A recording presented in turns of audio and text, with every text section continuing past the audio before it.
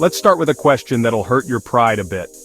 What has better posture than most of us, wears a natural pink coat without trying too hard, eats while swishing its head like it's at a spa, and looks like a ballerina with a beak shaped like your grandma's serving spoon? Ooh. Yep, that would be the Platylia ajaja, or as normal people call it, the Roseate Spoonbill. And no, that's not Photoshop, that's a real bird. This bird didn't roll in strawberry yogurt, it's naturally pink, but here's where it gets oddly impressive. It's not born pink. It literally eats its way into that color. Their blush comes from a steady diet of crustaceans rich in carotenoids, those same pigment compounds that make flamingos pink and carrots orange. So yes, your skin won't glow if you eat 200 shrimp a day, but the Roseate Spoonbill, different story. And while we're busy swiping through skincare hacks, this bird is out here turning into a runway model just by showing up to dinner. But wait, this spoon-faced wonder isn't just about looks. Let's talk about that utterly ridiculous beak.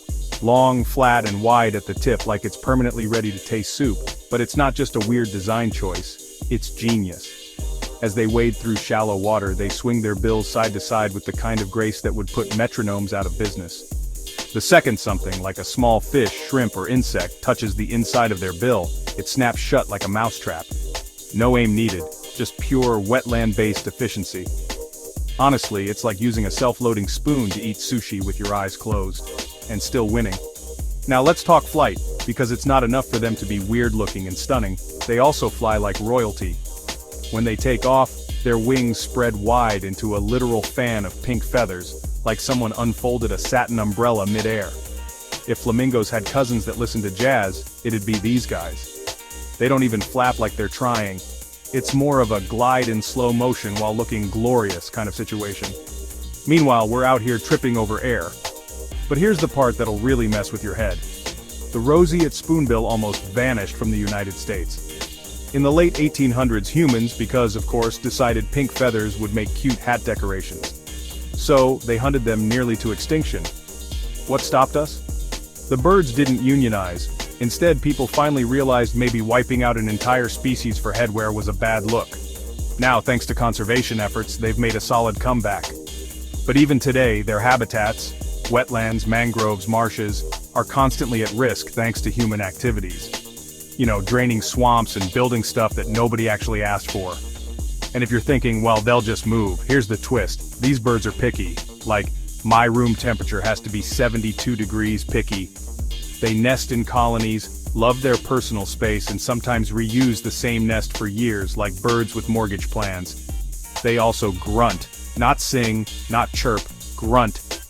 Ever heard a beautiful bird open its beak and sound like a disgruntled uncle waking up late on a Sunday? That's them. And yes, they poop mid-flight like most birds. But when it's a spoonbill, it somehow feels more coordinated. Also, here's a random flex. They're native to the Americas. From the southeastern United States, hello, Florida and Texas, down through Central America and into South America. But oddly, they don't go everywhere. They've got standards. No offense, Nebraska. Fun fact, spoonbills don't just wade through water, they'll literally stand still in total silence for minutes if they think you're watching. Not because they're shy, just because they can. Ever stared at a bird and felt judged? Yeah, that's the spoonbill. They nest high up in trees, preferably over water, as if saying, even if we drop a chick, it's fine, it'll land in the pool. And yes, the chicks start off looking like confused fuzzy potatoes with attitude, but they grow into those iconic wings eventually. And speaking of the wings, those feathers don't just look pretty for Instagram. The shades of pink can actually signal age and breeding fitness. So if you see a spoonbill rocking a darker, richer pink, that's basically the bird version of a six-pack and a stable income. Also, spoonbills are not loners. They're social. Not let's grab brunch social, but let's live in huge, chaotic colonies and yell at each other all day kind of social. If you're imagining peace and quiet in the wetlands, think again. It's more like a bird version of a family reunion where everyone showed up uninvited. Their lifespan in the wild can reach up to 10 years, but in captivity, they've been known to live even longer. Because apparently, even birds know healthcare matters. They also molt. That's right, those majestic feathers, they don't last forever. And molting season is a rough time. Picture a proud pink bird suddenly looking like it lost a bet with a lawnmower. But they bounce back, always. And despite all that elegance, they've got enemies.